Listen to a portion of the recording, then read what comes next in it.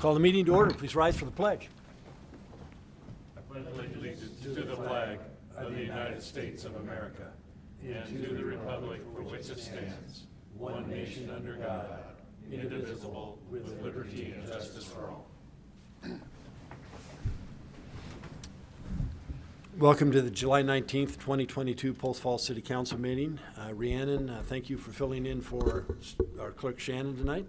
Please note the council members are all present with the exception of Mr. Shove, who is excused. Tonight we have no ceremonies, announcements, or appointments. And are there any amendments to the agenda? There are none tonight, sir. Are there any declarations of conflict, ex parte contacts, or site visits? Nope. Would you please present the consent calendar? Item A is minutes from the July 5th, 2022 City Council meeting. Item B is payables June 28th, 2022 to July 11th, 2022. Item C is May cash and investments. Item D is Gabori consent to annex file number annex ANNX-22-9. Item E, Mongu Meadows annexation reason decision file number ANNX-0003-2022. Item F is rights of way and easements, Cecil Road extension. Item G is school district zone change, reason decision file number ZC-22-4. Item H is Stockwell Court subdivision construction improvement agreement. And item I is surplus of 2014 36-inch grandstand mower, and item J is surplus of 2014 zero-turn mower. I do have a question. On the last two items, surplusing of the mowers, no longer a service to us, and I see they're being donated to the city of Coeur d'Alene, Kootenai County, and Dave, I'm curious, if they don't work for us, why are they working for them? Yeah, so thank you for the opportunity to clarify that portion of it. We run our mowers until we feel the lifespan is on a negative for us, so it's cost us more to maintain than to operate. And usually, if they do have value, we send them out to auction and try and get back what we can. In this case, we had a request from both departments, Kootenai County Waterways and from City of Coeur d'Alene, where they needed mowers for some of the rough cut areas such as Centennial Trail, State Line Park and such. As we all know, there's a backlog in trying to get mowers, plus having the budget for it. So in this case, working with one of our partners, actually two of our partners, just made sense. They're maintaining some common areas. We work back and forth. They help us out on stuff. We do share equipment, and it just made sense to help the fellow agencies. So because we'll get it back. We lose the maintenance expense. We shed that maintenance expense, but we can still benefit from them using it on the trails, et cetera. Right, and then we have a card to call back on them with. Good. Thanks. And the areas they want to use those mowers are the areas that would traditionally just beat up a mower, right? That's what we would use them there. Some of our fallback mowers, if something went down, hard to believe that, a mower will break down while you're needing it. But those are things that we're doing. Good. Okay? Thanks, Dave. Any other questions on the consent calendar? Entertain a motion. I'd move for approval of the consent calendar as presented. Second. Motion second. Further discussion? Roll call, please. Borders. Aye. Ziegler. Aye. Malloy. Aye. Walker. Aye. Thorson. Aye. Motion passes. Thank you.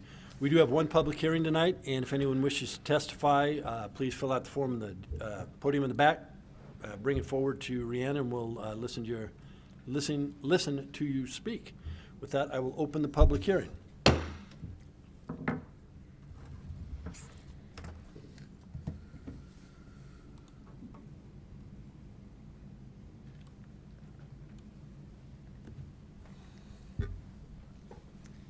Good evening, Mayor Jacobson, Council President Thorson, and council members.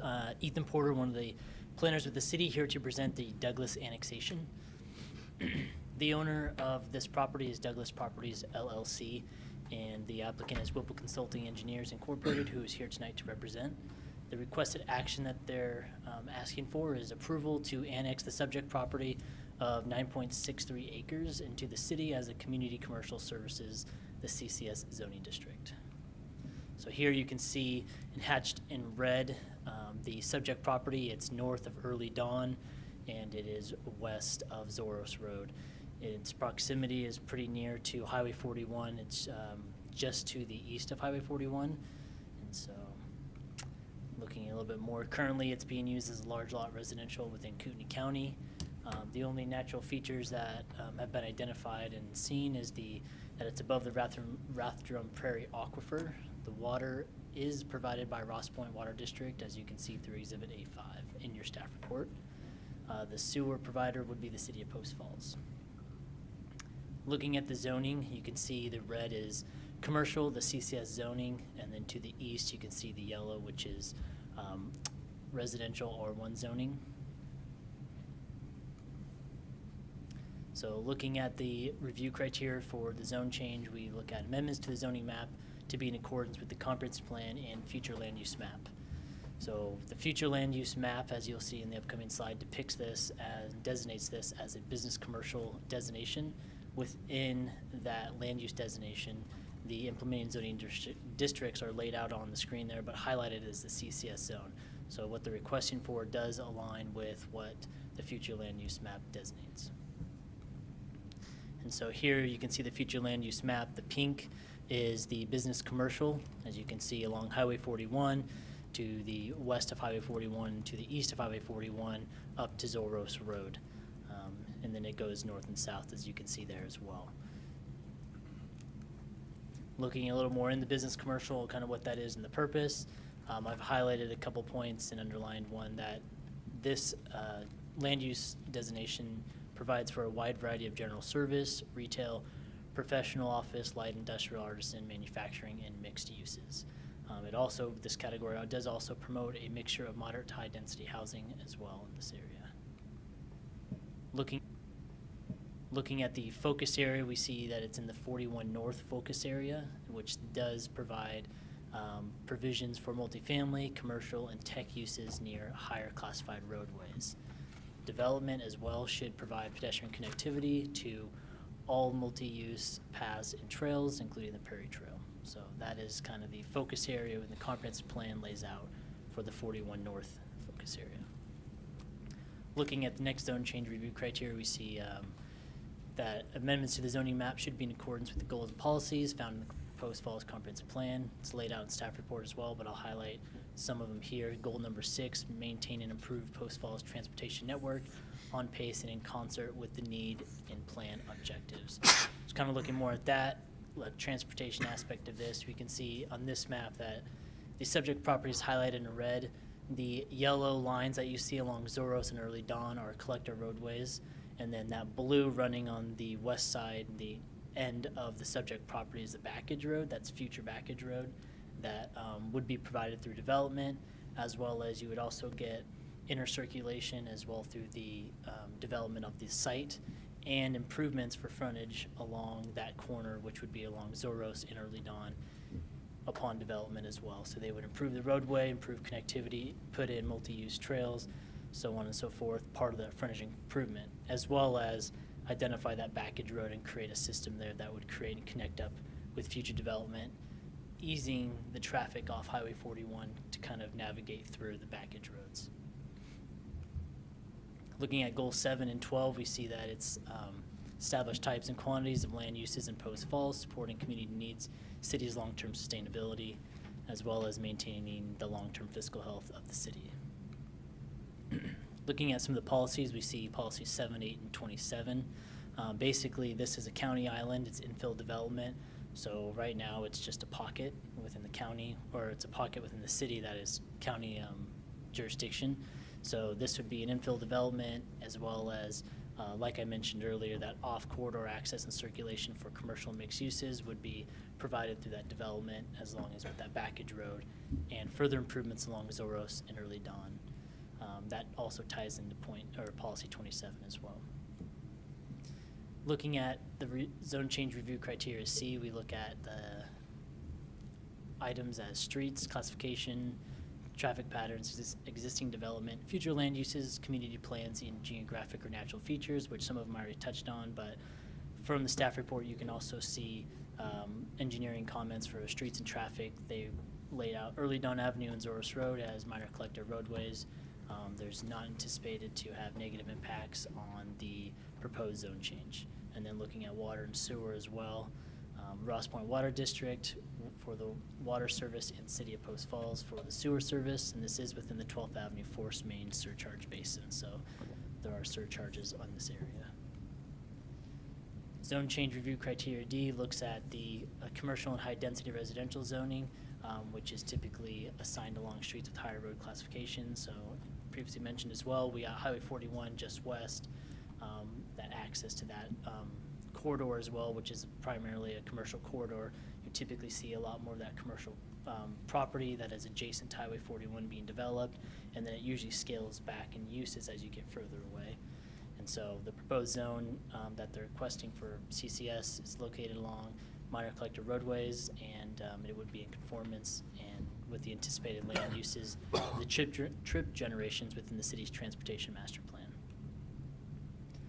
The criteria E, we look at limited neighborhood commercial and lower density, which they're not requesting, but the request is for community commercial services and the higher intensity urban area, that commercial corridors at Highway 41. So that's probably why they're not asking for that, is because it's right on along a commercial corridor.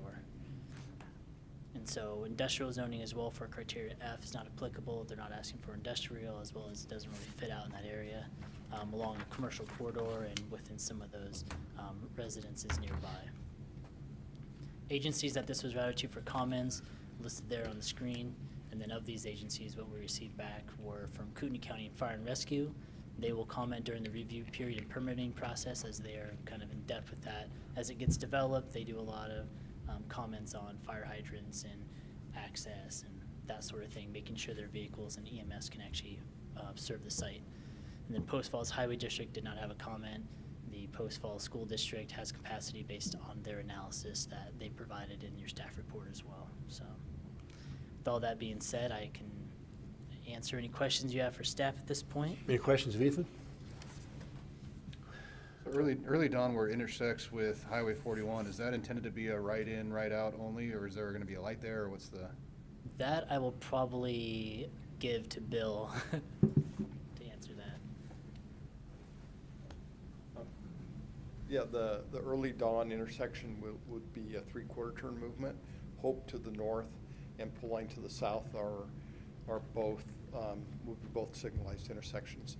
Fennicus, immediately adjacent to this property, will join to both Hope and Poline Avenue, and this project will help complete that frontage and extend that roadway as part of the quarter-mile backage road system. So. Thank you. Thanks, Bill. Any other questions?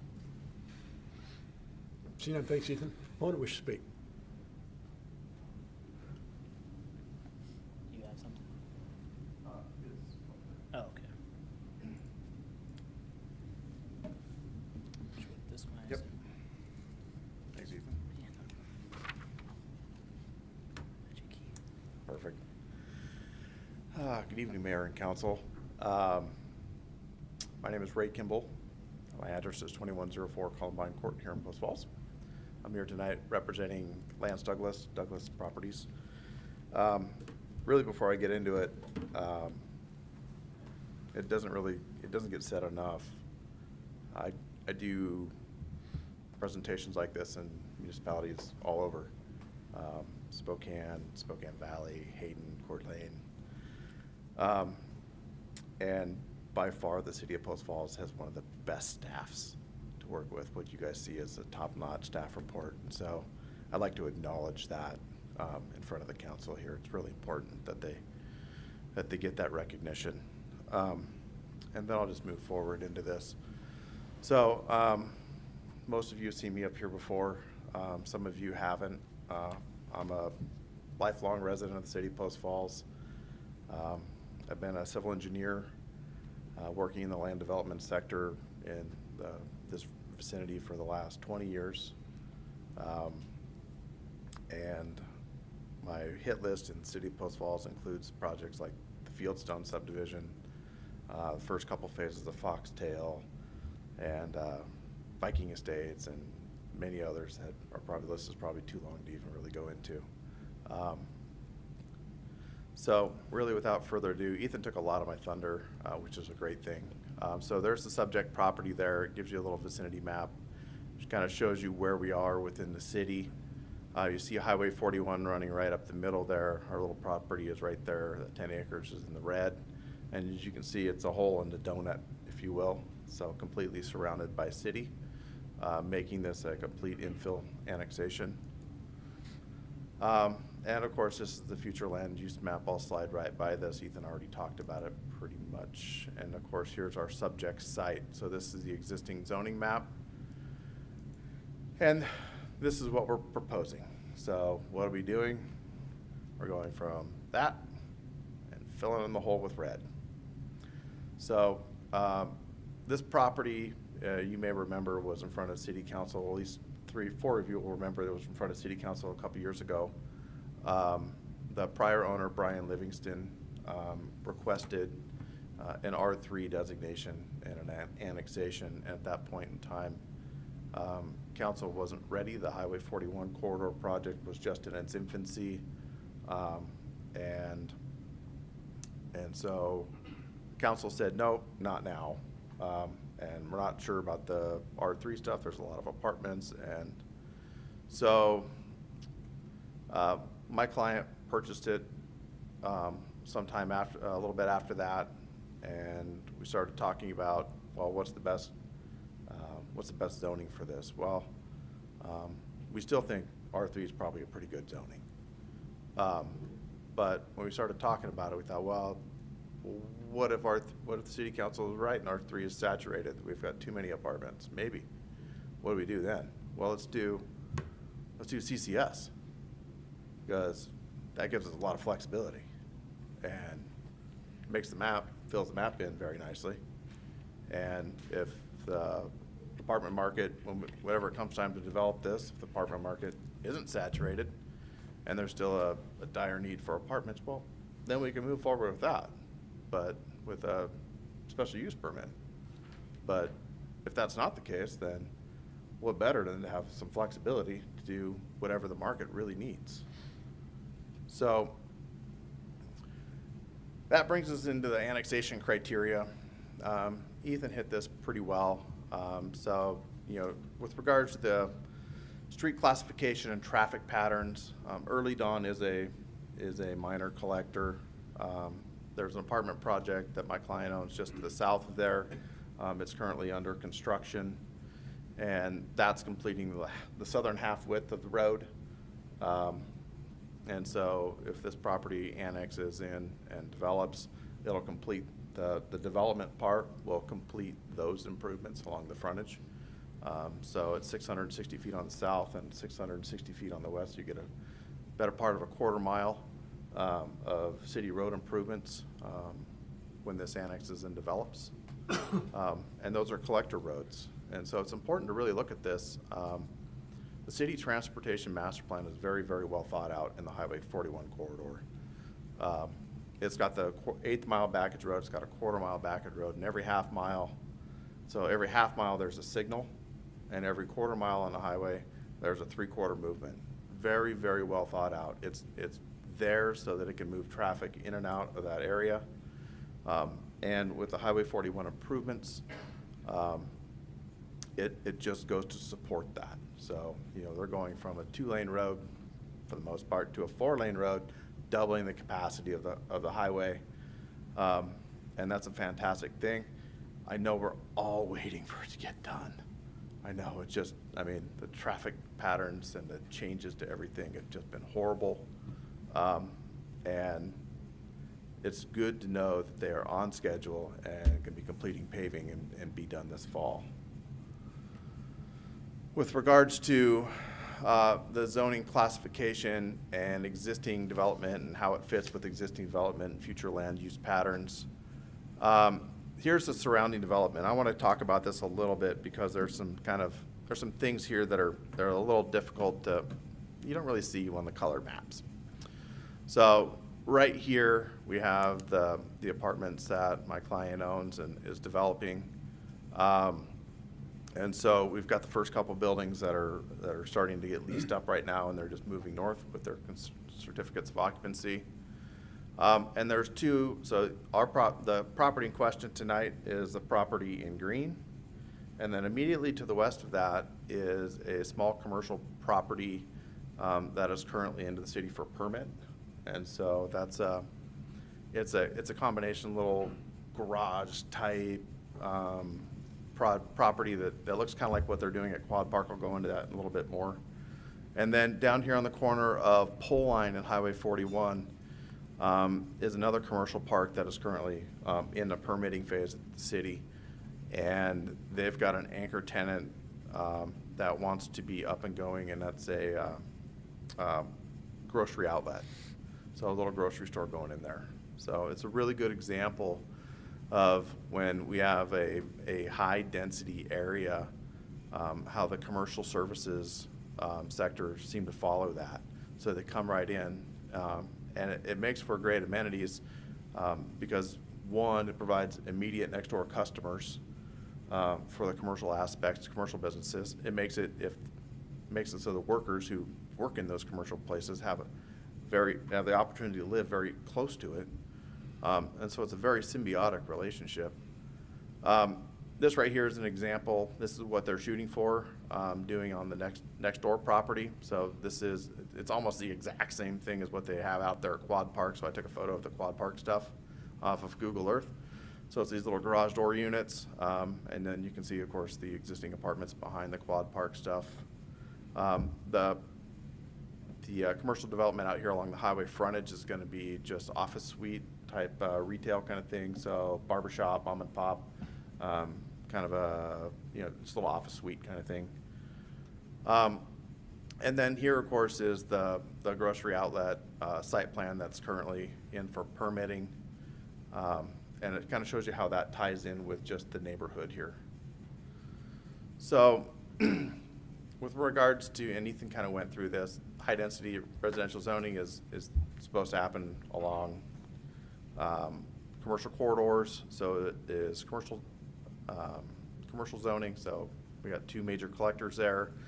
We're right there in that Highway 41 corridor. The transportation elements, the planning for them and the construction for them is just right there, right in line. The zoning should be in accordance with the future land use map. Ethan already went through that, pretty straightforward. And of course, goals and policies in the comprehensive plan, and got to follow those, right? So we kind of go through those. Ethan went through them, we went through them in our narrative, but I want to hit on some of them. So we're on the Highway 41 North focus area, and I just took these snips directly right out of the comprehensive plan. Didn't even retype them. I'm too lazy to do that. So we've got focus provisions for multifamily, commercial, and tech uses near high classified roadways. So it says that, so that's exactly it. We're at the corner of two minor collectors, and we're within a quarter mile of Highway 41, and we're within a quarter mile of two major collectors. Development should provide pedestrian connectivity and multi-use paths and trails. So Transportation Master Plan has got plans for a 10-foot wide trail right along the east and south part of these properties, right along those major collectors. Absolutely nails that one. So within the one that's not highlighted there is Airport 1, doesn't really apply. And then facilitate creation of a backage road system right there. That's our western boundary of this property, is the backage road.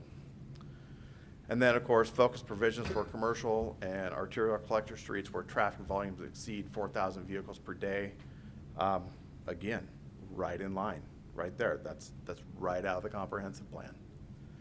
So, and then, of course, there's the guiding principles behind the comprehensive plan. These are the principles, and again, these are snips right out of the comprehensive plan. And of course, like I said earlier,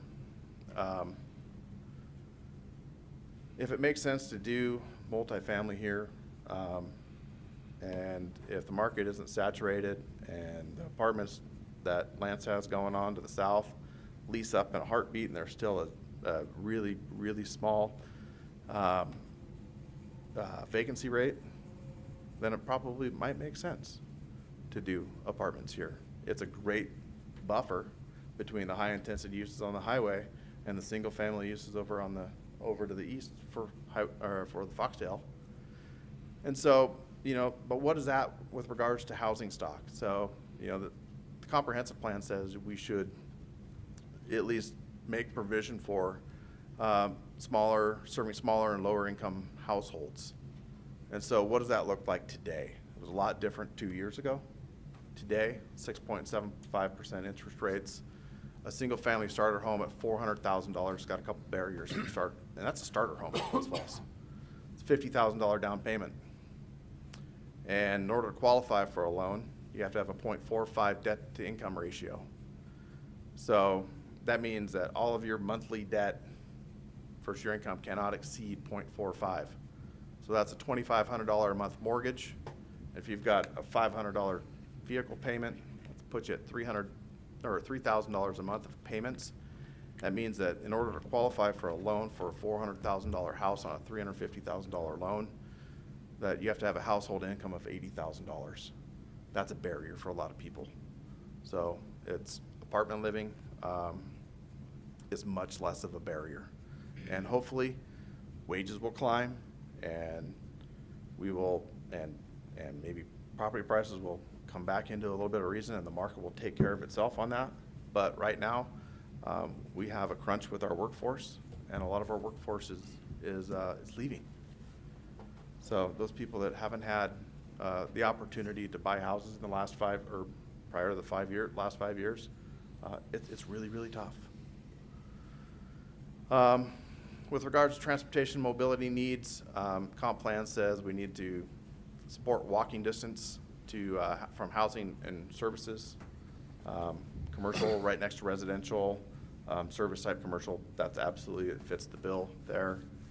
And of course, infill development, that's, we're donut hole right inside this, donut hole county, right inside city. Financial feasibility, including net gain policy choices. So does it make financial sense for the city to annex it? And it's one of those interesting things. This is off the city's GIS. It's pretty interesting stuff. And I'll just go through it really quickly because I'm down to a minute. But we got financial. So this is color coded. The darker the color, the higher the tax revenue, tax value per square foot of property. And so you have Mullen here on the south.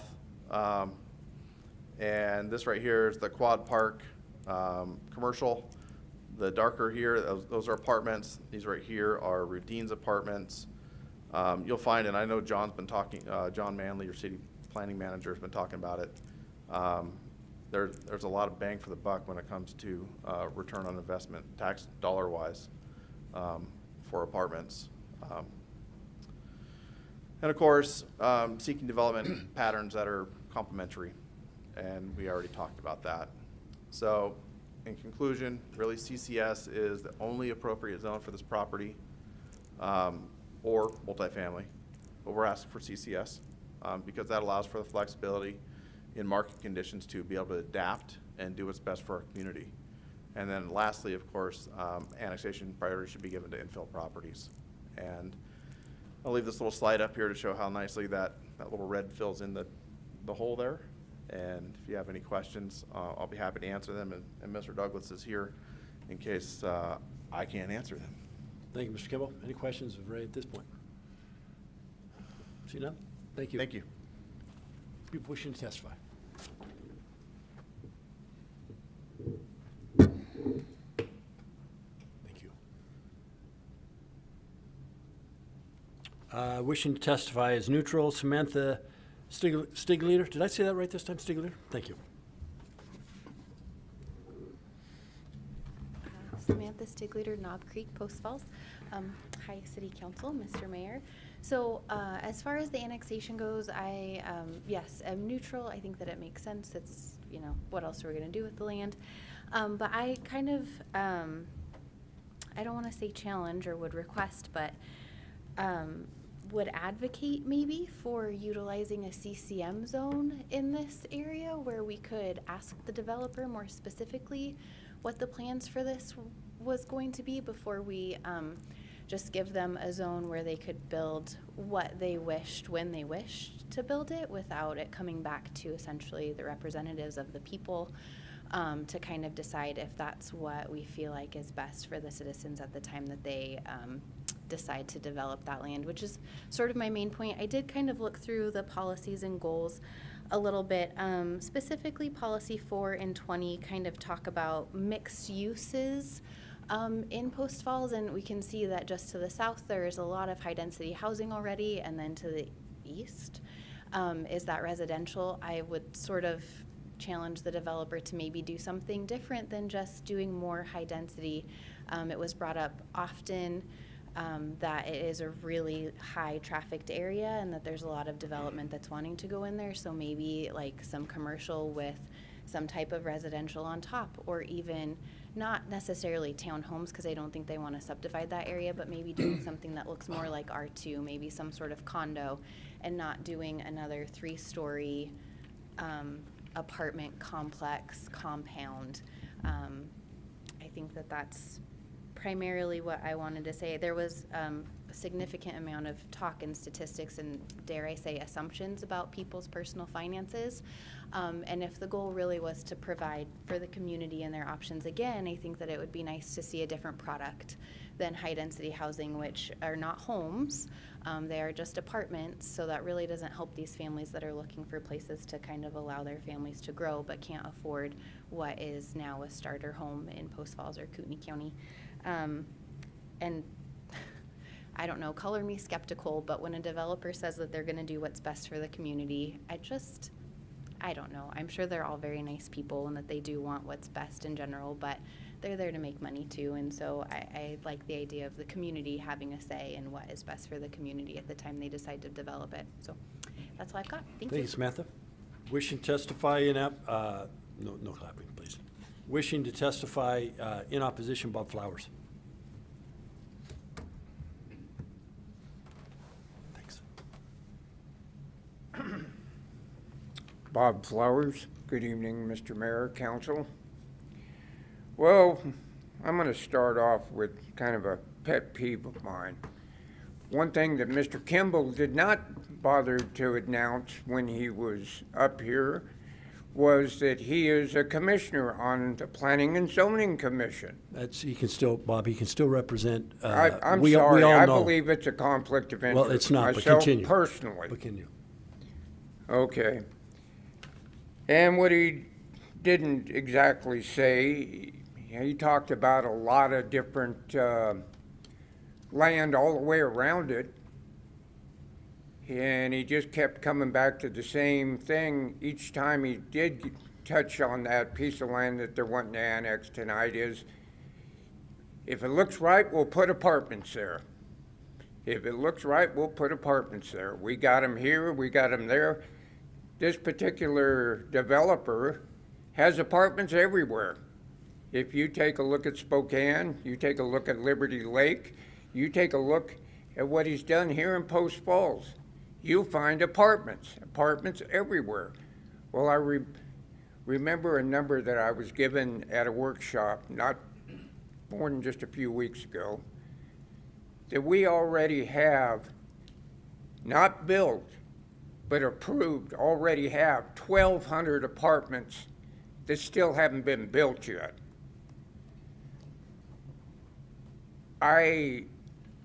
To give them this zoning designation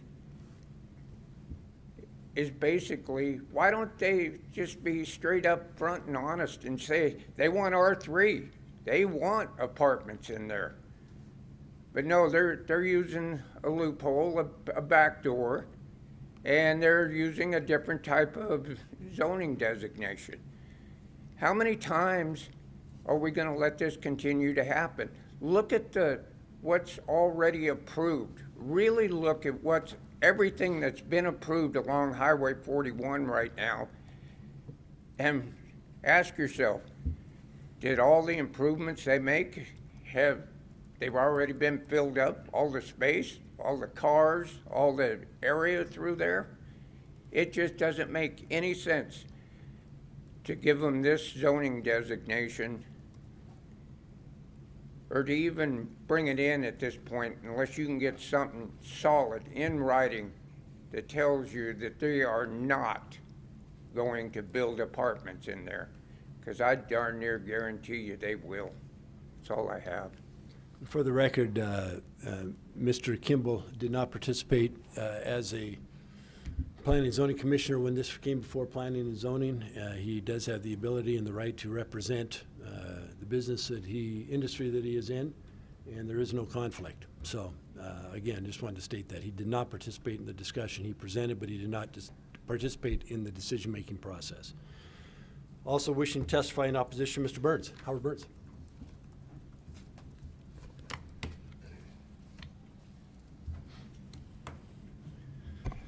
Good evening, Howard Burns, Post Falls. I guess following up on Mr. Flowers, because when you do your curriculum vitae and your work experience, to not mention that you're a planning commissioner, when you're listing off what you do, to tout how many years you've lived in Post Falls and ignore that is hypocrisy. And maybe he doesn't have a conflict of interest, but it should have been mentioned up front here in front of you that that was one of his things that he does. And I know it's a volunteer job, but it's a fact of his life that he gets in front of you and he knows the codes. Then I will go to the next step, which is the staff report left out, or I shouldn't say left out.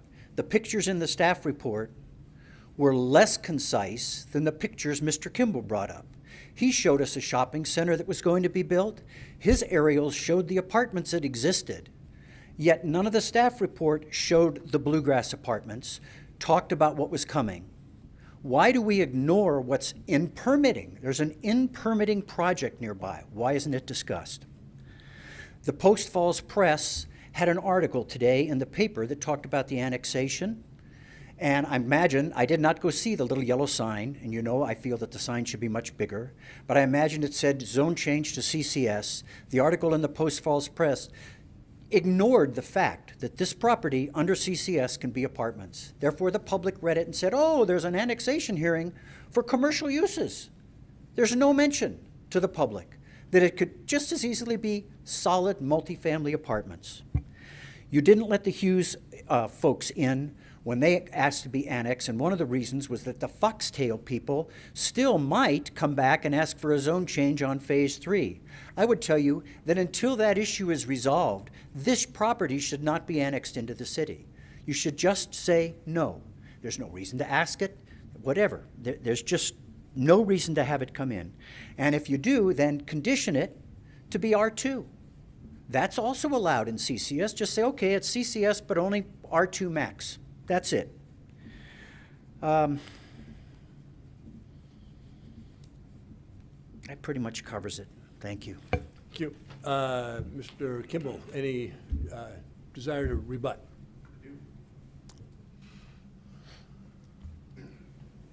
Is he allowed to rebut before the rebuttal? He's the applicant. He can't come up and rebut. Is the hearing done? There's no more in opposition? There's no more opposition. I will run the meeting. It is time for rebuttal. Mr. Kimball is representing. I did not announce what? That the public, that the opposition was done. I never do. I call the people who have signed up to speak. We are done. Mr. Kimball. All right. A little fired up too. Please, no comments. You've done your thing. We've gave you the opportunity to speak. We listened to you. Now, please extend the same courtesy. I think I was appointed to the Planning Commission, I think in 2014. I volunteer my time and my expertise to the city, to a city that I dearly care about. I've lived my entire life here. I grew up on 18th Street, and I've seen a lot of changes. My first job was I was a paper boy. My second job, I was moving irrigation pipes out in the fields for the Shine Millers. And now I live in a house that sits on a field that I used to move irrigation pipes on. I've seen a lot of changes. I've been responsible for a lot of changes, and I care very deeply about how our community changes.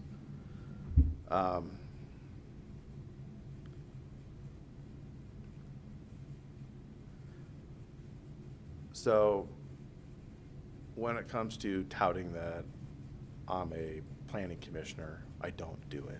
I don't talk about that in this forum.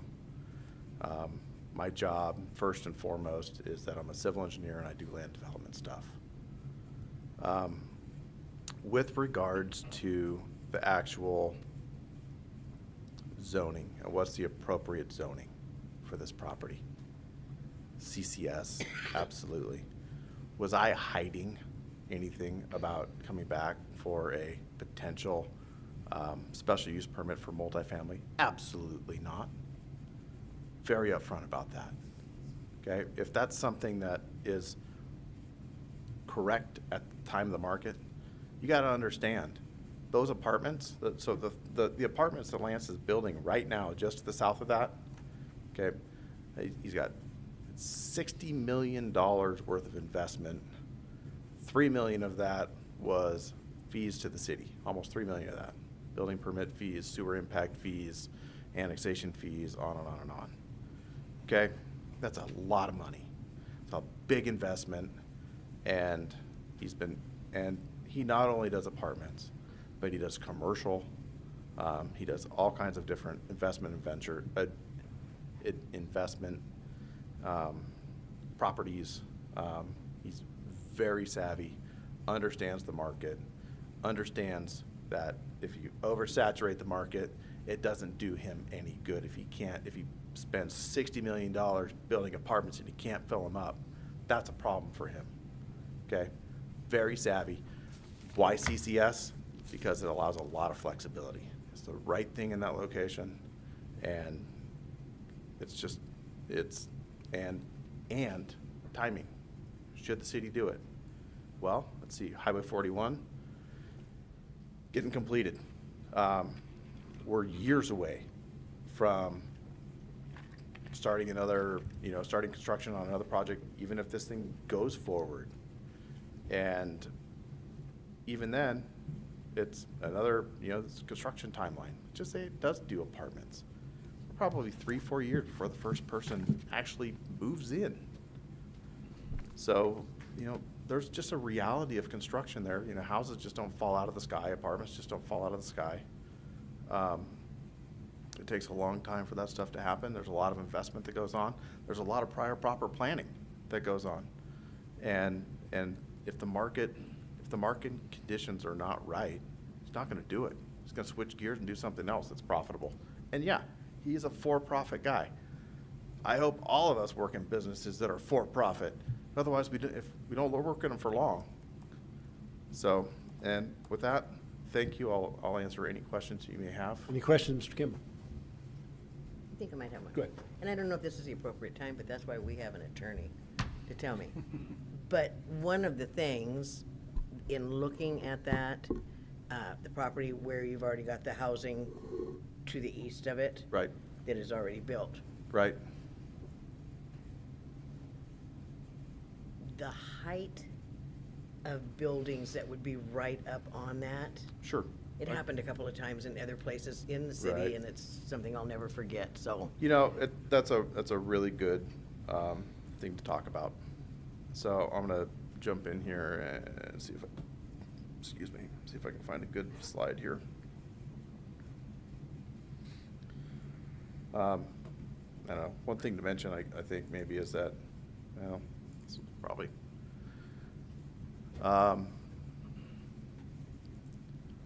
So these are, so we had a 300-foot notice radius on this. So there's probably 20 or 30 homes that were noticed for this subdivision, or for this annexation. I see one person out here that lives probably within that. And that speaks volumes just in itself. But Council President Thorson, to answer your question, so the Zoros Road is, the right-of-way for that is over 70 feet wide. Okay. And there's also a planting buffer, and of course then there's backyards. So those houses, they don't front on it, they back up to it, so it's all the backyards. And then then there's a setback from, I think it's a 20-foot setback from Zoros just to the first building. And the way we typically do our sites is that we do the parking on the outside and the buildings on the inside. That way we can cluster the buildings around the amenities. And so you put the buildings kind of towards the center, you have the nice amenities, you've got this one has The one to the south has got a pool and a rec room and a big, I think they're even doing sliding hills. So, but to answer your question, from the nearest house, well over 100 feet away. So not somebody in an upper floor apartment looking down in your backyard where you're barbecuing? No, not even close. Thank you. Is that okay, Kara? You good? I'm good. Okay. Bob, do you have a comment?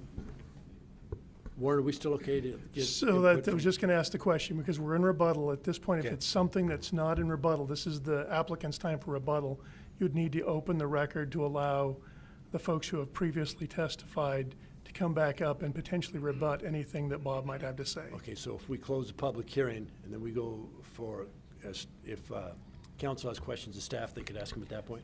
So you can certainly ask questions of staff that's sort of procedural where we're at, but you can't really speak to adding new evidence at this point, because we're reached the point of the hearing where we're doing rebuttal. Okay. So you okay? Yeah, there's open space requirements for multifamily anyway, and buffering as well. So, but same with commercial. Thank you. Okay. No further questions? Thanks, sir. Thank you. Close the public hearing. Council, we've listened to Mr. Malloy several times on the last several public hearings. Mr. Borders, you want to lead this one off? Sure. So if we go down the criteria, consistent with the future land use map, it is zone business commercial, and CCS does fit into that commercial zone. So I would say that it meets the criteria. Any questions on future land use map? I would concur. Okay. Criteria number 2, goals and policies found in comprehensive plan. Says which one specifically. Goal 7, policy 9 talks about infill, and certainly this is an infill project, taking it from the county into the city, and everything around this property is city.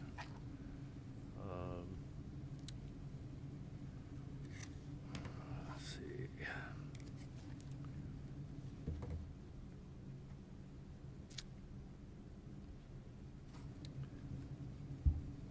I think that pretty much How covers about it. Other comments on that? It's an island, for sure. If you want to go down the 41 North, goals and policies, it pretty much checks every single one. Focus provisions for multifamily, commercial, and tech uses near higher classified roadways. Development should provide pedestrian connectivity to all multi-use paths and trails, including Prairie Trail.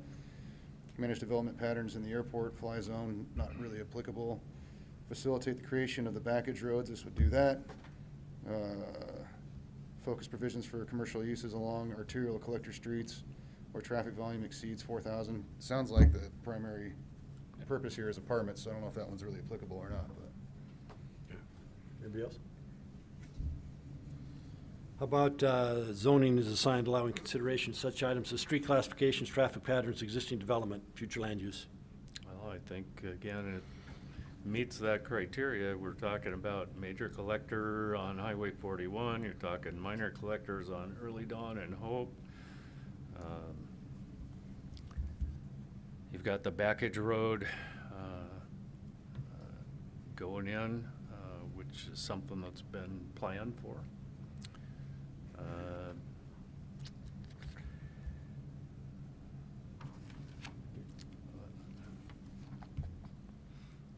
Anybody else on that one? Joe? This is where I'm going to jump in and say the same thing I've been saying for the last 3 or 4 years along Highway 41 in terms of traffic patterns, existing development, future land uses, et cetera.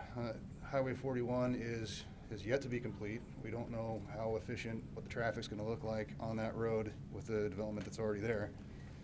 Dysfunction Junction down here at I-90 Southeast Way 41 hasn't started construction yet. Everybody that's living in a house or apartment or going to and from a business that wants to use I-90 is going to have to go through that. And I believe that's a 2-year project. Is that still starting this year? It's supposed to still start this year, yeah. So we don't know how that's going to function and all I that think it when was that's done. actually closer to a 3-year project. 3-year project. So And we still have a whole lot of development that is yet to be built out. There's the apartments to the south got brought up several times. I voted against those. I thought it was too soon. I've been advocating for a long time that we need to let 41 get built out, let everything that's been approved already get built out, and see where we're at with traffic patterns, safety, all those sorts of things. And 41's still not done. It's, you know, again, slated to be done by the fall, but we've heard that in the last couple of years. And I keep calling it Dysfunction Junction, but that hasn't even started.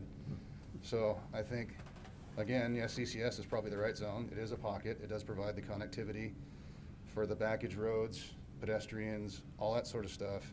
I still think we need to wait, let things build out, see what the traffic patterns are like, what the safety issues are, and so forth, before we annex any more into the city, particularly where the primary motivation for this one, again, is multifamily. So we're talking another, 100 or so units at 10 trips a day. Anybody else? I agree. Carrie, and then we'll come to you, Josh. Carrie, go ahead. 2 years ago, in 2020, I think a lot of the things that applied then when this was not approved are still applicable today. A lot of them that Joe mentioned. Highway 41 is much further along, several months out, and then we've got the interchange, the exchange of Dysfunction Junction. But yeah, that's the problem that I'm having with this, is that this moment in time, that it's a timing issue similar to what I think it was in 2020 because of the zoning. Okay. Josh? I was just gonna agree basically with both of them now. Is my big concern is 41's not done, the traffic impact that it'll have, Dysfunction Junction, similar to when we were talking about Hughes on Prairie with traffic flow and congestion, and that's where I'm having a problem with it. Anything, Dad? I'm in agreement with all that. My biggest issue with this is, in my mind, it's kind of R3 in disguise. So let me jump in there for a second. Quick reminder, the request tonight is for CCS. Multifamily is not allowed by right in the CCS zone. I don't think it's fair to assume that they're going to apply for a multifamily use or special use permit and have that granted. We don't know that. The request is for CCS, so that the criteria is, does the CCS fit against your adopted criteria, not does R3 fit against your adopted criteria. If we get beyond that, I think we're sort of trying to use an approval criteria that we have not adopted, and that can get us into trouble. So just a quick reminder. Thank you. Okay, I can add on to comments then, because retail businesses often create more trips per day than even multifamily does. So going back to your question on timing and. Correct. Okay. We all right with that? So, yeah, I think we're a little out of order. I think we've gone from consideration of zoning criteria into whether or not the annexation makes sense. But on the annexation front, yeah, that's fine. Okay. Criteria on the next one would be community and high-density residential zoning typically assigned along streets with higher road classification. We've discussed that thoroughly. Anybody, anything else to add on that? And then we pretty much decided that criteria 5 and 6 were not applicable in this case. So we've gone through the criteria. And it'd be now time for council deliberation. And Warren, do you want to take it, do we need to talk annexation first, or? So you've sort of worked through the criteria. I guess the question would be, first off, is the timing of the annexation, does that make sense? If so, then we're going to move on and make a motion to direct staff to prepare a reasoned decision and bring this back to you for one way or the other. Okay. So the first question would be whether or not the timing of the annexation Yeah, makes so sense. and whether I or not guess the council motion wants to one pursue it. would be, is the annexation appropriate? Do you want to move forward with the annexation? Yeah. I still need clarity on that, I guess, personally, because you can't have an annexation without a zone. So how do really, how do you separate the two? So if you don't annex, you don't have to worry about a zone. And that's kind of the answer, is we hear them together because you're exactly right. When you annex something, you have to assign it a zone, but they're distinct concepts or even different types of hearings. Annexation is a legislative hearing, the zoning is a quasi-judicial hearing. It's so much easier to handle them at the same time, but there is a bit of weirdness about that. It's not clean and it's not easy, but so I guess the sense is that for an annexation decision, because it's a legislative decision, you can make that decision on almost any basis. It can't be illicit reasons, but for essentially any reason, you can decide whether or not legislative you think it's the right time to increase the city boundaries. But once you get into the quasi-judicial discussion of what should be the zone, then you're looking at how does it fit compared to your adopted criteria. So that's kind of why we try to do it in this order, so that we're sort of working from the wide end of the funnel down to the more narrow end of the funnel. Gary? Yeah, because that's the conundrum, is I don't know that I have an issue with the annexation. It makes sense. It's a pocket. It is the zoning, potential zoning, the requested zoning, that is more of a deal breaker for me. So I don't know. It doesn't do them any good to have property annexed without going to the next step of Sure, zoning. and that's where you work through the criteria and try to decide, does the request match up with your adopted criteria or not? And that was the point of going through the exercise that you just went through, was to try to rationalize how does this match or not match what you've said in your comprehensive plan and what you've said in your standards that you're going to apply when you make these decisions. Those are the things that you're really looking at, is what are our standards, what does our planning documents tell us, and what's the evidence that's come in, and how does it compare to those two things? So you're right, I think the thing that you're wrestling with is you think maybe this is heading a direction that you may not want it to be, but it may fit against your comprehensive plan. So that's the question you got to wrestle with. And then if you find that annexation makes sense, but you don't like the zone, then you need to make a reasoned decision or that explains how it fails to meet one of the adopted criteria.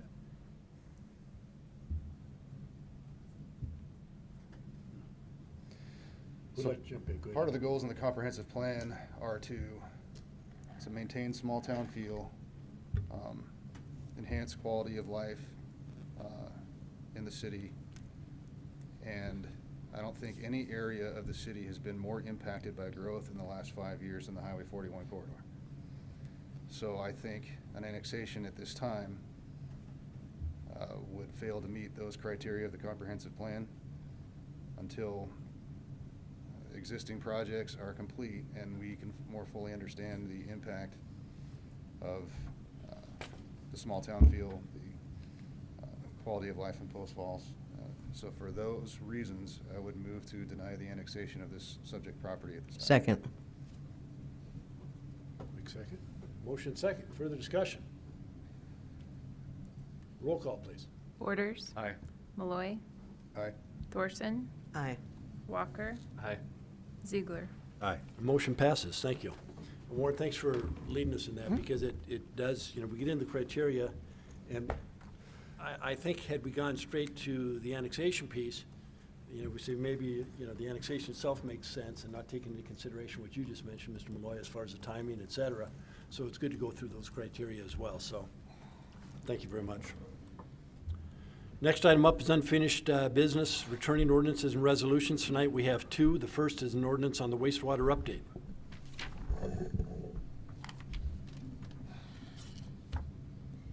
I'm there.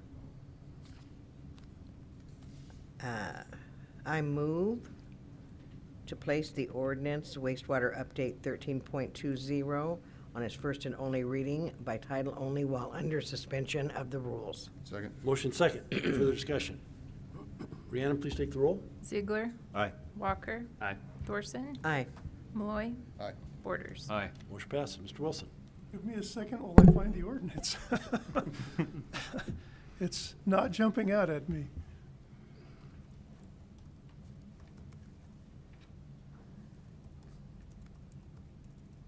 we go. All right. An ordinance of the City of Post Falls, Kootenai County, a municipal corporation of the state of Idaho, repealing Title 13, Chapter 20 of the Post Falls City Code, adopting a new Title 13, Chapter 20, establishing wastewater pretreatment standards, providing for administration, definition, abbreviations, establishing prohibited discharge standards and compliance and discharge permit requirements, authorizing transfer and revocation of discharge permits, establishing reporting and compliance monitoring requirements, providing enforcement procedures, including a civil assessment of $1,000, providing that a violation is a misdemeanor punishable by a fine not to exceed $1,000, 6 months in jail or both, providing an appeal process, providing that remaining sections of Post Falls City Code shall remain in effect, providing for severability, providing for this ordinance to be in full force and effect from and after its passage, approval, and publication according to law. I move to approve the ordinance wastewater update 13.20 and to direct the clerk to assign the appropriate number and that it be published by summary only. Second. Motion second, further discussion. Roll call, please. Thorson, Aye. Walker, Aye. Malloy, Aye. Ziegler, Aye. Borders. Aye. Motion passes. Thank you. Next item up is Pointe Park regrading. Mr. Myers.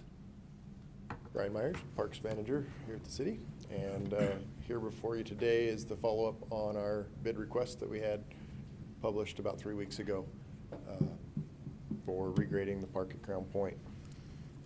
So the scope of work for this project is to provide mass grading, final grading, modification of the existing irrigation system to create a loop system, and address some head-to-head irrigation deficiencies that exist on the site.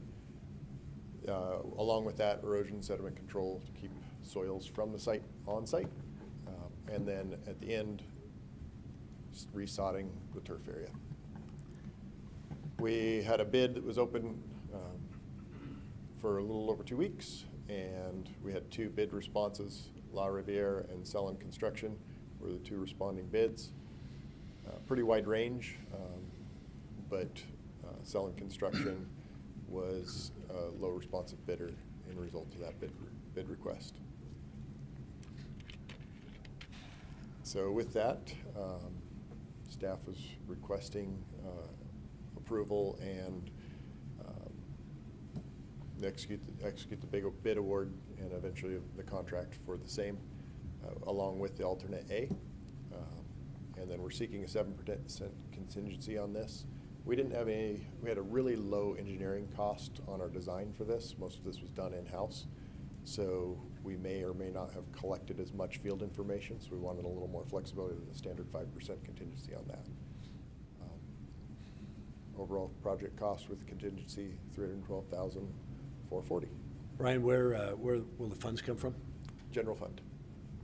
And they were dedicated and approved in the existing budget. Thank you. Questions, Brian? Need a motion? I would move to approve the Crown Point Park regrading and recommendation to award contract. Second. Motion second, further discussion. Roll call, please. Malloy, Aye. Borders. Aye. Thorson, Aye. Walker, Aye. Ziegler. Aye. Thank you. Thanks, Brian. Thank you. Next item on the agenda, citizens' issues, and this section of the agenda is reserved for citizens wishing to address the council regarding city-related issues that are not on the agenda. Anyone wishing to speak? Seeing none? I think Do you want to go to there's new business, yeah. Oh, yeah, your new business.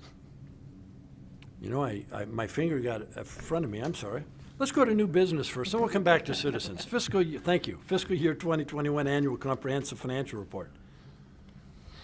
I was trying to give you a break there, Jason, and I scrolled too far. Oh, this is the fun stuff. Good thing you saved me for almost last. Okay, I'll do the second.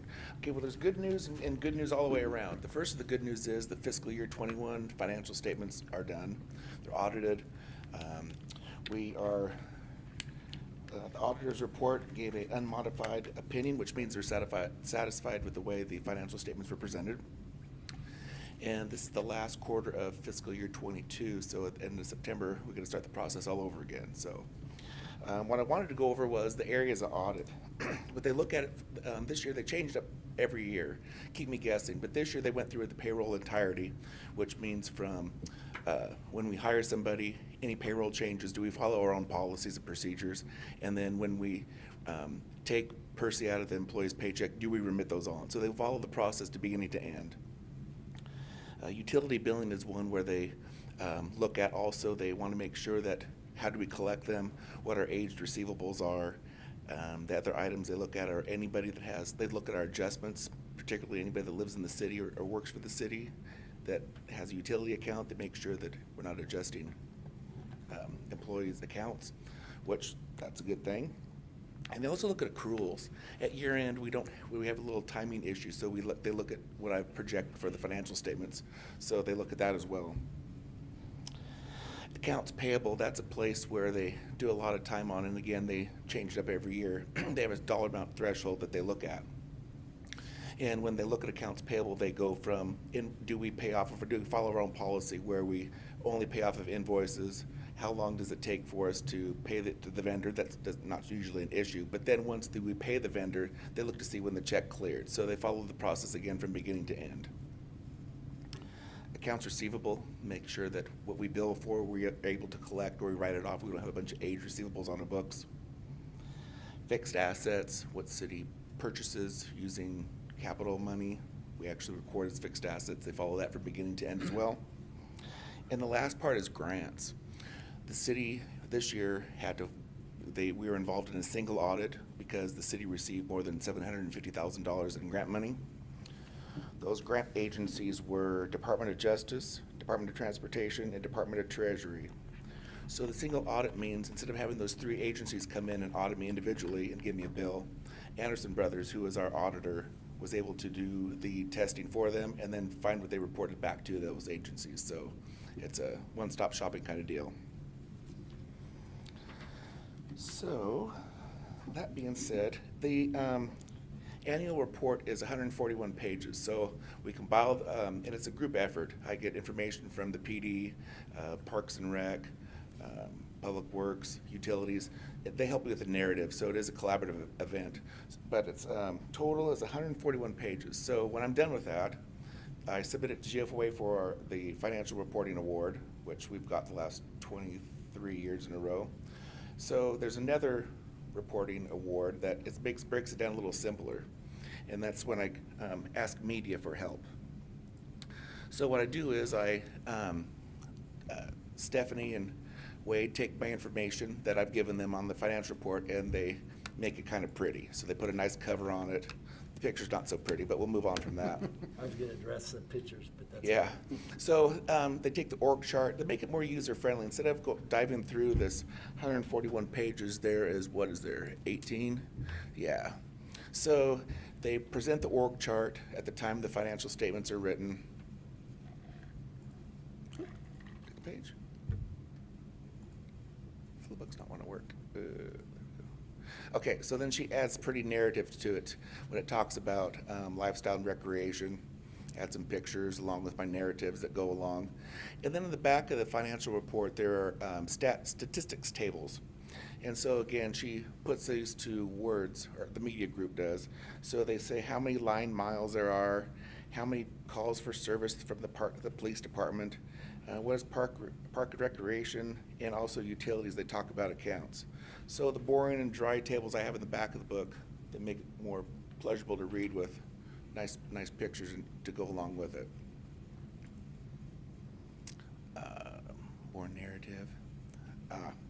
Here's a part that's kind of exciting, where if you look at the capital assets, what do we own? This year it's construction and progress is the biggest piece of it. We have infrastructure. A little slice is the water system, sewer system, vehicles, and building and improvement. Just to say, only finance guys think that's exciting. It is exciting stuff. I'm sorry, but I poured over this when she gave it back to me, make sure everything tied up, and it did. This one is pretty exciting when you talk about the dollar. And of the general fund expenditures by function, a little bit goes for debt. What is that? 12% for capital outlay.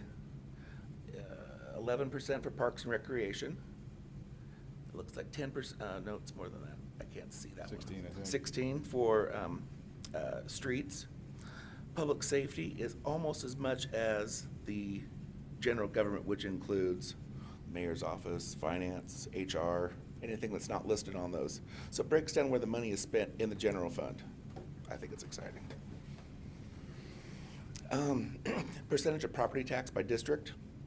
You can see on this piece, it's City of Post Falls gets 34%, Kootenai County gets 20%, Kootenai County Fire and Rescue gets 13%, and all the other agencies are broken down by taxing district. So again, I have it in the stats tables, but it means more than the pie chart, I guess. But Yeah, I'm a pictures guy, so thank you. okay, those 141 pages of nice reading if you want to, but and then more charts and graphs,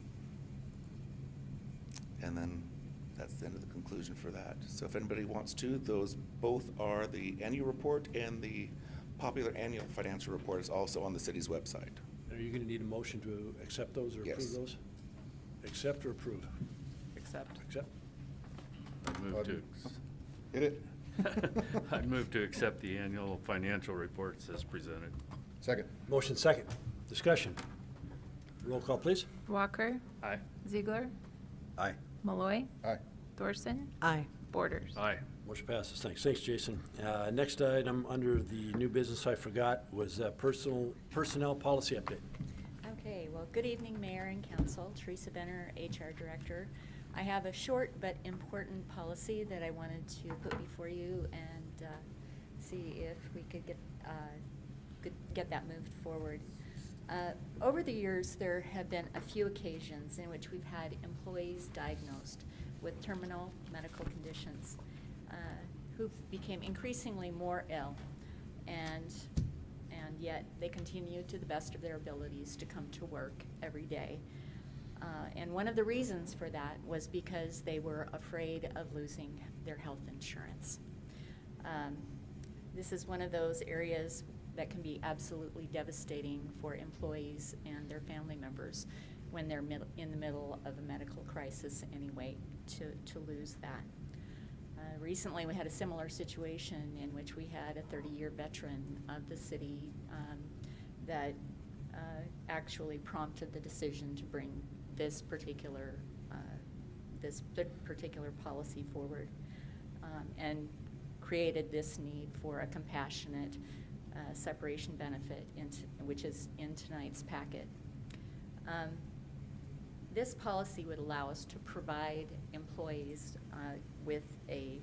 that are in this untenable situation to receive some additional funds into their health reimbursement accounts.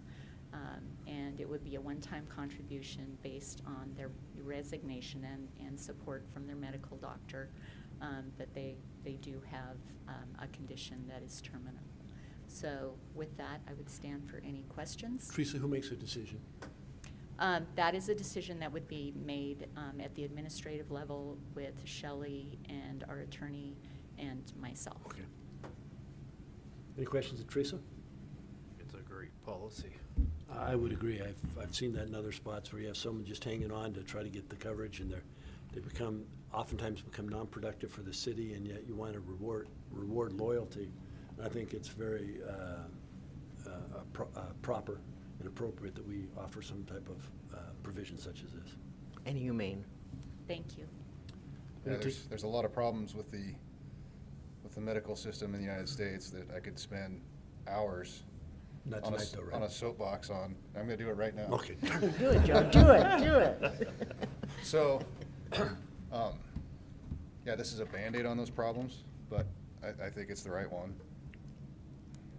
As somebody who's married to a two-time, fortunately, cancer survivor, trying to maintain insurance when you're battling something like cancer is really tough.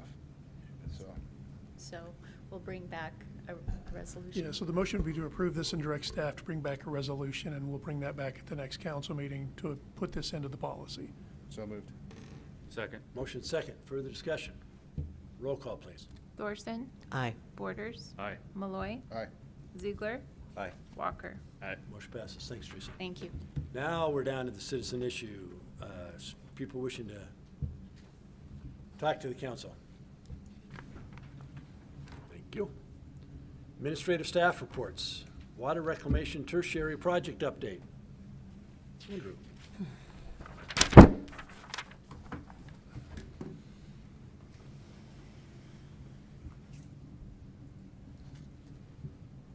Good evening, Mayor Jacobson, members of the council.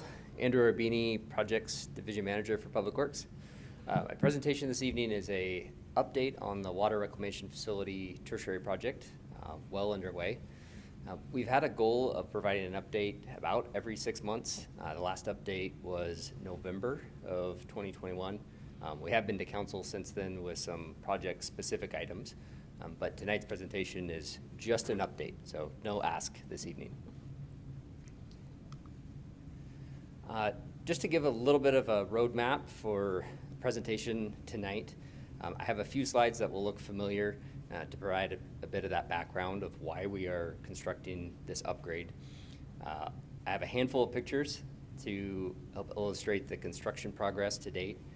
And then the second half of the presentation, we'll get into the budget and where we are with the contract, and then also want to spend some time just pointing out a few items that are ongoing and will likely, council and mayor will likely be hearing more.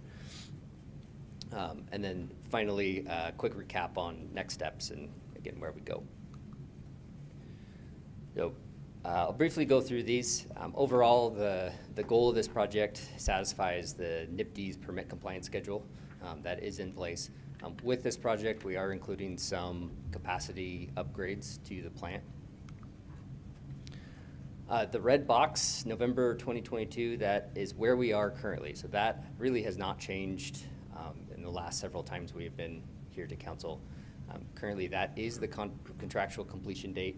I will speak more to that further in the presentation. That is the formal completion. There will likely be some changes coming to that. So project elements, specifically what are we building? I know we've talked a lot about this. Quickly going through, we are installing a new tertiary treatment system, so that includes membrane filtration and then specifically plate settlers, which is a type of technology that we are implementing. We are replacing our aging UV disinfection system, upgrading to that, and then upgrading the existing secondary treatment system. So making modifications and utilizing existing infrastructure to meet current and then future needs. All right, so got quite a few pictures. I'll use this as my way to provide some updates along the way. You're looking at the membrane filtration building. So this is nearly complete with at least the walls, obviously missing the roof, and a lot of interior components. The larger space, right, the 2/3 of that building will be where the membrane filtration equipment will be installed. On the other side of the wall, you'll have some tankage for chemicals, and then there's also additional space outside of the building for tank storage as well. I do want to take a quick detour here and talk a little bit about the history of this building specifically and the construction. So starting around January, the masonry contractor started work on the building. It was discovered by the city's project team, the inspectors and observations, that a portion of the building, the walls at that time, some of those walls were identified as not being constructed correctly. That was an issue that was noted. The contractor and the project team, in working towards a solution, reconstructed that wall, or the portions of the wall that were noted as such. So that issue has been resolved, and this is the current state. This is probably a week or so old, but progress is moving quickly. So wanted to just note that. This is an interior view of the same building. And the contractor's installing the structural steel supports for the main piping. The picture to the left, or to the right, sorry, shows the newly installed stainless steel pipe, one of a lot of pipe runs that will be in this building to provide water to the filtration units. This is the tertiary building. Just trying to show illustrate the amount of work that is occurring and the magnitude of this project. So you can see on the left is one of 3 basins where the plate settlers will be installed. To the right is the pump station that feeds and takes out water from those same tanks. This is familiar, at least for operations staff. This is a familiar piece of equipment. This is Clarifier 8, currently under construction. So this would be more of a capacity improvement for us, or adding capacity.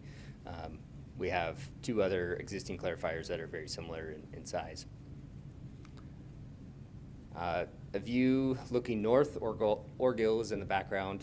This is Oxidation Ditch 5 and 6. So Oxidation Ditch 5 was constructed on a previous upgrade, and it included just the concrete infrastructure, just the skeleton for Ditch 6. As part of this project, we've added all the equipment to make that operate. So you can see the blue pump motor in the background, hand railing, stairs, all the equipment needed to bring this online. Contractor is very close to commissioning this. It's a bit exciting because this is one of several startups that we'll have, and this will be our first one. One benefit is that it is a familiar operation to us. Interestingly, so the water you see on the left, that will be diverted over and switched over into the new ditch while some improvements are made in the existing ditch. So a significant amount of work coming up. So I can't think of a more recent picture than this. This came to me about 4 o'clock this afternoon. Our consultant engineer and chief wastewater operator in that picture is currently in Minnesota partaking in the factory acceptance testing of the membrane filtration units. So what you see are the actual membrane trains that will be delivered to the city. I believe that the testing occurs all week long. It's an opportunity for our operations and the engineer to witness the tests and get to partake in what that looks like and identify any issues before it actually comes out on site. All right, so that's the last of my pictures. I'll get into the budget side of things and some of the items that are currently in progress that we're working on. I addressed this slide a little bit further in the presentation, so I won't spend a lot of time. This is the original contract award, so you can see the total amount at the bottom. This is a list of change orders to date. I realize it's very small, and my intent was not to be able to read that, more illustration. So the gray lines in the spreadsheet are change orders that we have brought to council previously, or that we have touched on. Our intent here is to point out larger change orders, so ones that stand out in cost and complexity. The 3 that I outlined in green that I will expand on the next slide are 3 that I found in looking through preparing for this presentation that I wanted to expand a little bit. So that's change order 28, 31, and 38. 28, so that was a modification to the utility water line in the plant. There was a discrepancy in the size of the pipe they were tying into versus what was found on site. A really straightforward fix in addressing that, needed to change out to the appropriate parts. The more complicated part of that had to do with another portion of that same line that was in conflict with an existing utility duct bank. So there was a fair amount of work that was involved in making that correction. So the total amount is at $21,000. 31, that included adding an instrumentation piece. So this is really more of a timing component. While we were wrapping up the design and going out to bid for the construction of the project, we were also finalizing the design of the membrane filtration equipment that the city pre-procured. In that process, there were some final changes in the membrane plans that did not get reflected in the project. So 31 is an example of adding an instrumentation that provides immense benefit to the operation. So this instrumentation will help us in the startup and optimization of the tertiary treatment system. So the total cost in that, there's also some additional pieces, but the bulk of that is in the instrumentation. So the total is $17,461 and some change. The last one, glad I get to end on a credit here. Number 38 was a deletion of the Wonderware software program that the city is currently using for the facility. You will likely recall there was an agreement that staff brought to council back in December for a SCADA and programming agreement. Included in that was a new software. So at the time that this was bid, the Wonderware was more of a placeholder, which results in a credit because we no longer need, we're upgrading the software itself. So that results in a credit back to the city of $30,458 and some change.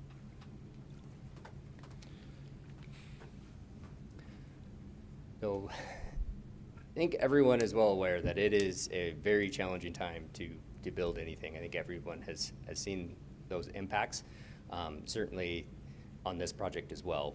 So formally, the contract days begin on September 14th, 2020. We're coming in on about 2 years of construction. Adjustments to date that would have been reflected in some of those change orders are 20 days total that have been added to the contract as of today. So that brings the substantial completion date currently to October 24th.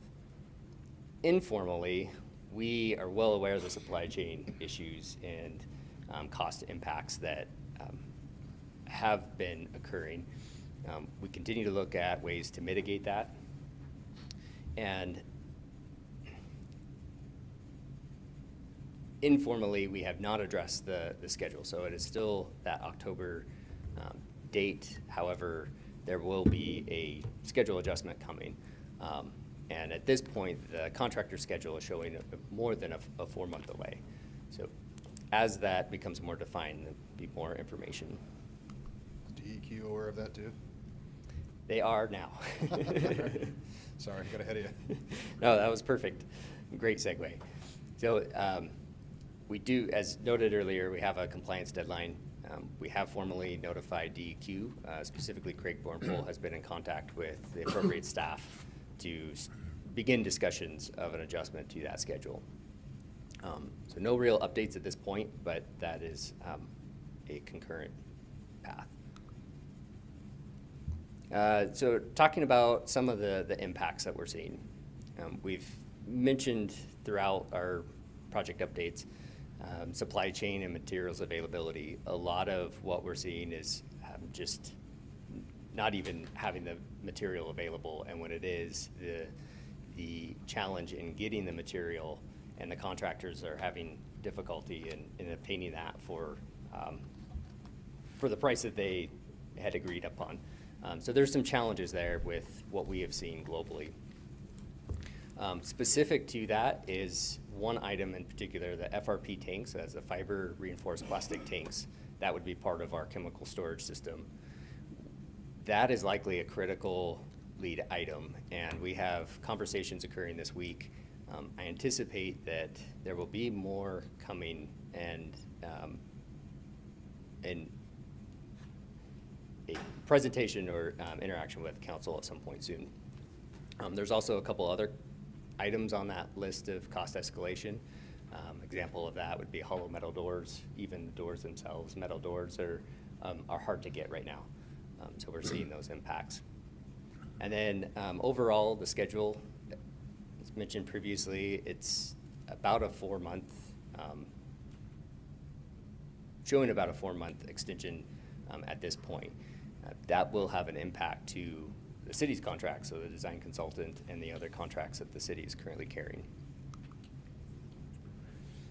One additional item that we're currently working on that is a potential change to the design. It was discovered that the existing water main is insufficient to provide the needed fire flow to the property. In looking at potential options, the city has infrastructure nearby that we could extend and provide the fire flow, meet the fire flow by extending that water main. Benefit to that is it meets the requirements, but it also provides infrastructure on the south property. A design was drafted and has been sent to the contractor, and we are currently waiting for a cost from the contractor. We anticipate that that change will be coming at some point soon, and we would be presenting that to council. Is there an engineer's estimate on that yet? There is not. No, very high level amounts, but it's really challenging to, I think, put pen and paper, and everyone seems to be very leery and hesitant to provide any numbers at this point. So overall, the construction contract summary. So this is our contract with Slutton Construction. Total award $36.6 million. To date, we've paid out over 22 million. So that's the amount of work that's been completed, accounting for about 60% of the project. The original council-approved contingency is at 1.8 million. So you can see we are at 664,000, about 1.8% of that contingency to date. And that does include the electrical change order that came to council earlier this year, spring timeframe. So jumping down to the running change order rate, it is up about 2% from the previous update, currently at 3%. So comparing what we've spent in changes to what we've paid to the contractor to date, it's at 3%. However, that is also largely reflects the electrical change. So that's the construction contract. Touching base a little bit on the construction management side of things. Total contract to date is 4.5 million. So that includes the SCADA and programming amendment that we brought to council previously. And then it also added some management reserve, so that amount below of 164,000. To date, 60,000 of that has been authorized for some design changes. Making a note here, and I've touched on it before, but expressing the fact that there will be an amendment coming at some future date to address JUB's contract and other contracts that will be impacted by extending the construction schedule. So to summarize the main issues that are there now and where we're headed, the most critical would be the FRP tank equipment at this point. Again, discussions are currently ongoing, and I anticipate more information very soon. We have the potential water main extension, and then supply chain cost escalation that we're working through. That's part of the FRP, but addresses some of the additional items that the contractor has made us aware of. And then we'll be looking for a project schedule extension, and then the impacts that has for the other contracts. Next overall update, like I mentioned at the beginning, we're looking at every 6 months, so that would put us late this year or early 23. We plan to come back to council and provide another update. With that, that's the end of my presentation. I would open it for any questions. Any questions of Andrew? Well, you're spending a lot of money, and it looks like you're running good leadership over it, and, keeping things under control, as under control as possible, given the current status of supply chain, et cetera. So I appreciate the updates and appreciate the work you guys are doing to get this project move forward. Mr. Mayor, I'd just like to thank John, Andrew, Craig, Alyssa, Field, and Warren, because it is the most significantly complicated project we've done here at the city, and the staff has handled it very well in a time that has been more complicated than we ever could have anticipated. We chose to move forward with this project not knowing what was going to happen with the pandemic. In the end, I think it was the best decision, because what they're seeing out there is the folks who did hold off are seeing worse issues with their projects. And I'm very proud of staff and how they've handled this project. I would agree. And then you add the regulatory side of it, and the requirements that you have to meet, EPA, et cetera, et cetera. Yeah, again, I think the timing was right. We may be a little bit late, past that November timeframe, but we'll be done. we'll never be done with the wastewater project, but at least we'll get this one moved forward, so. And I'll mention, we just threw our new project manager, Jackson, in the middle of this too, Perfect, so. perfect. Sucker. Get your feet wet. Probably not a good thing to say at a wastewater plant, but appreciate your help. Yeah, and again, I would echo your comments as thanking everybody who's involved. Thanks, Andrew. Thank you. Next item up is mayor and council comments. Don't have any tonight that I can think of. How about council? I don't have any. I just had one I was going to share before we walked away. I love people who are really excited about what they do, even if I don't understand what it is that you do. Are you talking about Jason and the finance, or? That too. No, Jason loves his numbers. I love it. But so it is actually a pleasure to see people who are not only really good at what they do, and I include you in that, Jason, good at what they do, but really are still enthusiastic and excited about it. So thank you. Any comments? We do not need an executive session, We do not. so the next motion is? Adjourn. All those in favor? Aye. Meeting adjourned. Thank you.